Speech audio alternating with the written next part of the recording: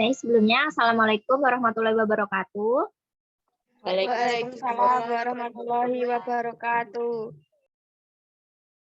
Untuk mengawali pembelajaran pada pagi hari ini, mari kita berdoa terlebih dahulu. Silakan untuk ketua kelasnya memimpin doa. Siapa ketua kelasnya di sini?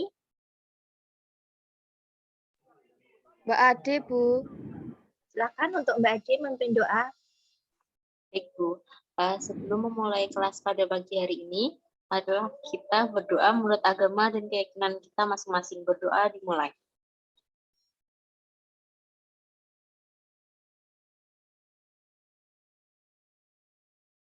Berdoa selesai.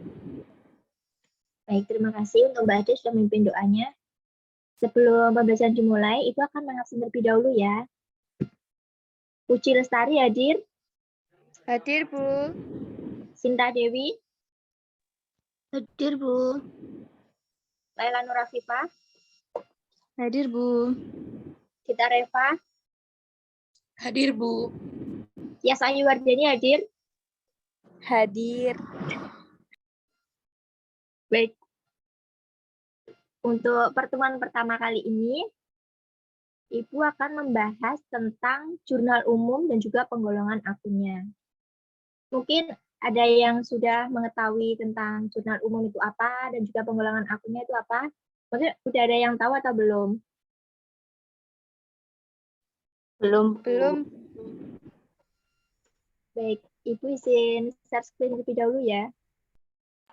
Ya, Bu.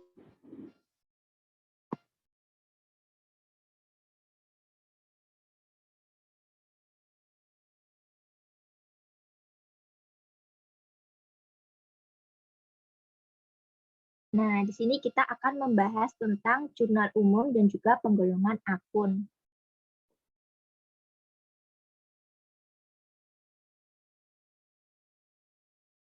Selanjutnya yaitu Kakak itu di sini akan memaparkan tujuan dari pembelajaran, yaitu ada 4. Yang pertama yaitu tentang pengertian jurnal umum, yang kedua ada fungsi jurnal umum, dan yang ketiga ada bentuk jurnal umum. Dan yang keempat yaitu penggolongan akun. Yang pertama yaitu kita akan membahas tentang pengertian jurnal umum. Mungkin ada yang sudah tahu jurnal umum itu apa?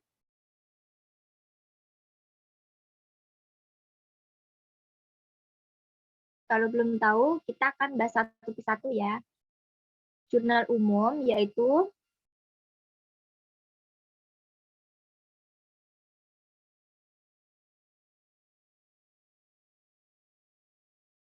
jurnal umum adalah suatu buku harian tempat mencatat semua transaksi yang terjadi dalam perusahaan secara sistematis dan kronologis. Pencatatannya dilakukan berdasarkan bukti-bukti dengan menyebutkan rekening yang didebet dan dikredit. Prosesnya disebut juga dengan menjurnal. Selanjutnya yaitu ada pembuatan jurnal umum atau disebut juga yaitu penjurnalan, mempunyai tujuan diantaranya untuk melakukan identifikasi, melakukan penilaian, dan melakukan pencatatan dampak ekonomi dari sebuah transaksi atau beberapa transaksi dalam perusahaan. Nah, berikut ini yaitu dalam akuntansi ada 5 akun yang perlu Anda tahu posisi saldo normalnya, yaitu tabel saldo normal akun, nama akunnya yaitu aset,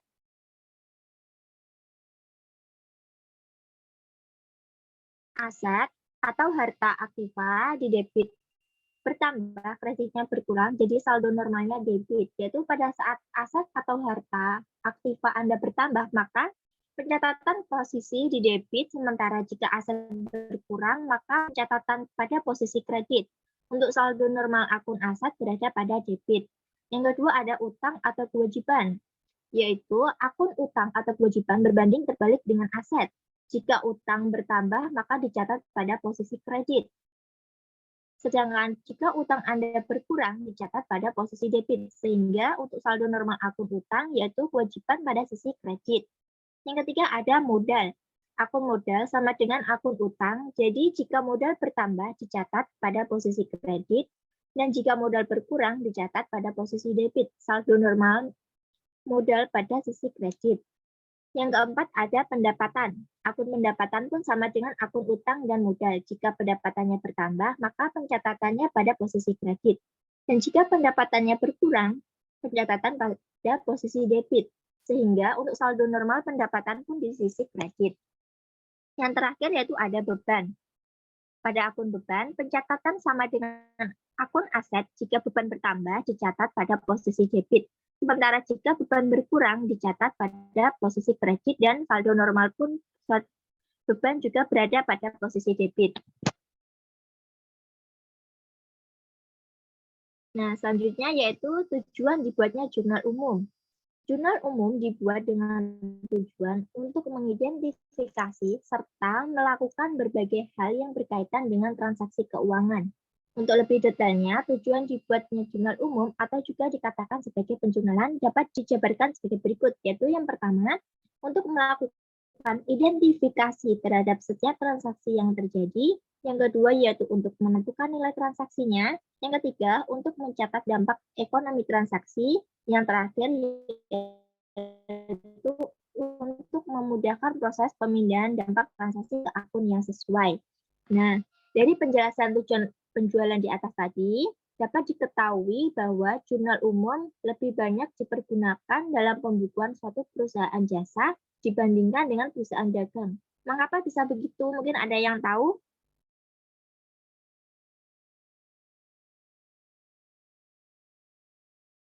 Baik, mungkin belum ada yang tahu ya. Penyebabnya itu karena segala transaksi dalam suatu perusahaan jasa akan dicatat secara kronologis. Berbeda dengan perusahaan dagang yang lebih efektif jika menerapkan akuntansi dengan membuat jurnal khususnya. Baik, selanjutnya yaitu prinsip dasar dalam membuat jurnal umum. Yang pertama yaitu mengidentifikasi berbagai macam bukti transaksi yang berlangsung dalam perusahaan. Di antaranya yaitu memo, kwitansi, nota, invoice, dan lain sebagainya. Yang kedua yaitu prinsipnya yaitu mengidentifikasi akun manakah yang terpengaruh oleh transaksi tersebut, kemudian melakukan klasifikasi apakah termasuk jenis utang, harta, ataupun modal. Yang ketiga yaitu mengidentifikasi terjadinya pengurangan atau penambahan atas akun yang relevan dengan transaksi dimaksud. Prinsip yang keempat yaitu mengidentifikasi terjadinya kredit atau debit terhadap akun yang relevan transaksi dimaksud. Yang terakhir yaitu mencatat transaksi ke jurnal umum berdasar bukti transaksi. Selanjutnya, yaitu kita akan membahas tentang fungsi jurnal umum. Nah, fungsi jurnal umum sendiri ada 5. Yang pertama yaitu fungsi mencatat atau merecord. Yang kedua ada fungsi historis, dan yang ketiga ada analisis, yang keempat ada fungsi instruktif, dan yang terakhir ada fungsi informatif. Kita akan bahas satu persatu tentang fungsi dari jurnal umum ini. Fungsi jurnal umum yang pertama yaitu mencatat atau merecord, yaitu mencatat semua jenis transaksi dan kejadian atau peristiwa yang mengakibatkan perubahan posisi harta, utang, dan modal. Yang kedua ada fungsi historis, yaitu pengertiannya mencatat transaksi atau kejadian yang telah berlalu secara urut waktu atau kronologisnya. Yang ketiga ada fungsi analisis, yaitu menganalisis pengaturan transaksi atau kejadian terhadap posisi harta, utang, dan juga modal sehingga bisa diketahui akun mana yang bertambah dan yang berkurang. Yang keempat ada fungsi instruktif, yaitu memberikan instruksi atau perintah untuk mencatat atau menggolong-golongkan akunnya tersebut. Yang kelima yaitu fungsi informatif, memberikan penjelasan tentang waktu dan peristiwa ekonomi yang terjadi, pengaruhnya itu terhadap akun yang bersangkutan. Misalnya seperti nama debitur atau kreditur. Nah, yang ketiga ada bentuk jurnal umum. Nah, di situ ada tabel jurnal umum, yaitu ada tanggal, kode bukti pembukuan, ada akun keterangan, ada ref, dan juga debit kreditnya. Nah, langkah-langkah pembuatan jurnal umum yaitu yang pertama, catatlah tanggal transaksi pada kolom tanggal sesuai dengan tanggal yang tercantum pada bukti transaksi. Yang kedua yaitu mengisikan kolom kode bukti pembukuan dengan nomor bukti transaksi. Yang ketiga yaitu pada kolom akun atau keterangan, tuliskan nama akun-akun yang mengalami perubahan akibat transaksi tersebut. Yang terakhir yaitu mengisi kolom debit dan kredit sesuai dengan nilai transaksinya.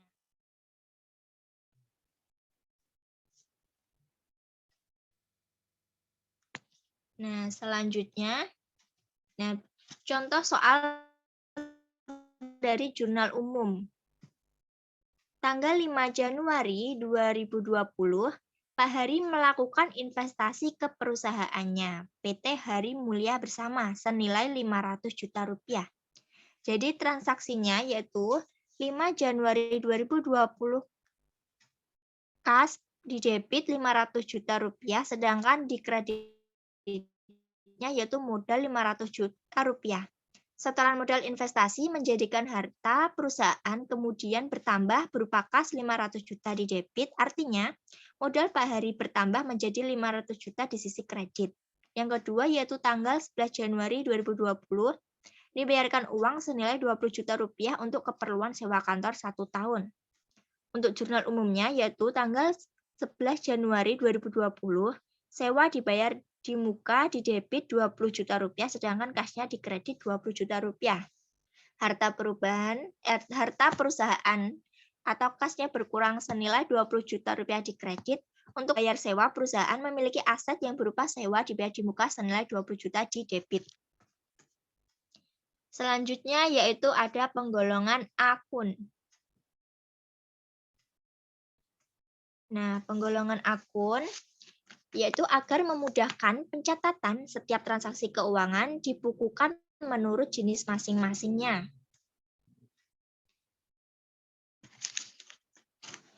Secara umum, akun dibedakan menjadi dua, yaitu yang pertama ada akun real dan juga ada akun nominal. Nah, di sini akun real yaitu akun yang dilaporkan dalam neraca saldo akun terbawa dari satu periode ke periode berikutnya. Yang kedua ada akun nominal, yaitu akun yang disajikan dalam laporan laba rugi. Akun nominal terdiri dari dua kelompok, yaitu pendapatan dan juga beban. Selanjutnya, yaitu ada 5 jenis penggolongan akun. Yang pertama, yaitu ada akun harta atau aset. Yang kedua ada akun kewajiban atau liabilities. Yang ketiga yaitu ada akun modal ekuitas. Yang keempat ada akun pendapatan. Dan yang kelima ada akun beban. Di sini kita akan membahas satu persatu. Yang pertama yaitu akun harta atau aset, terdiri dari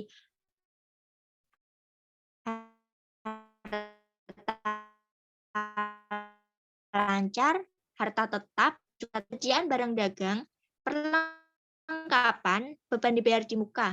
Untuk harta tetap atau harta berwujud yang digunakan untuk operasi perusahaan dan mempunyai manfaat lebih dari tahun, misalnya tanah, bangunan, mesin, dan juga peralatan. Yang ketiga ada harta tak berwujud, atau harta yang tidak mempunyai wujud fisik, tetapi bisa menguntungkan perusahaan dalam menghasilkan pendapatan. Dibedakan atas utang lancar dan juga utang jangka panjang. Yang ketiga yaitu akun modal atau ekuitas.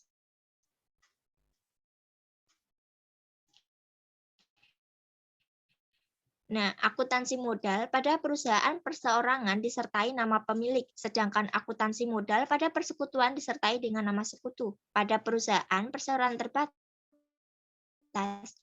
akuntansi modal disebut dengan pendapatan usaha dan juga pendapatan di luar usaha.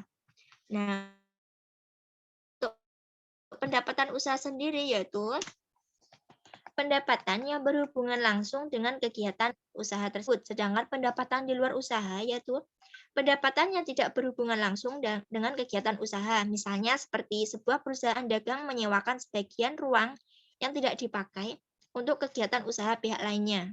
Yang terakhir ada akun beban, yaitu beban usaha dan beban lain-lain. Beban usaha yaitu pengorbanan yang langsung berhubungan dengan kegiatan usahanya. Sedangkan untuk beban lain-lain, yaitu pengorbanan yang tidak langsung berhubungan dengan kegiatan pokok usaha. Misalnya, beban bunga yang dibayar oleh perusahaan pada saat tertentu atas pinjaman yang diperoleh dari bank. Baik, mungkin ada yang ditanyakan dari murid-murid.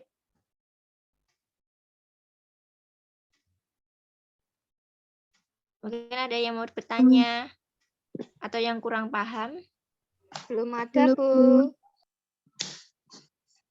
Baik. Untuk tugasnya nanti Ibu kirimkan di Google Classroom Insya Allah ya. sudah jelas, Bu. Iya, baik. Untuk tugasnya Ibu kirimkan di Google Classroom. Terakhir pengumpulannya yaitu Baik, Bu. tanggal 7. Kalau belum ada yang ditanyakan, Baik, Bu. Ibu tutup terlebih dahulu. Ibu tutup ya untuk penjelasan pada siang hari ini. Nah, untuk kesimpulan dari materi yang disampaikan tadi, yaitu dari materi yang telah disampaikan, kita bisa mengetahui pengertian dari jurnal, fungsi jurnal, dan juga penggolongan akunnya. Jurnal umum digunakan untuk mencatat semua jenis transaksi keuangan yang terjadi di perusahaan pada periode tertentu. Fungsi jurnal ada 5, yaitu mencatat atau merekod historis, analisis, instruktif, dan juga informatif. Penggolongan akun digunakan untuk memudahkan pencatatan dalam setiap transaksi keuangan dibukukan menurut jenis masing-masing. Secara umum, akun dibedakan menjadi 2 kelompok, yaitu akun real dan juga akun nominal.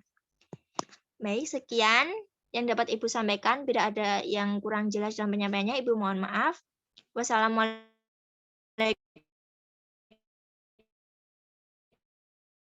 Waalaikumsalam warahmatullahi wabarakatuh. Assalamualaikum warahmatullahi wabarakatuh.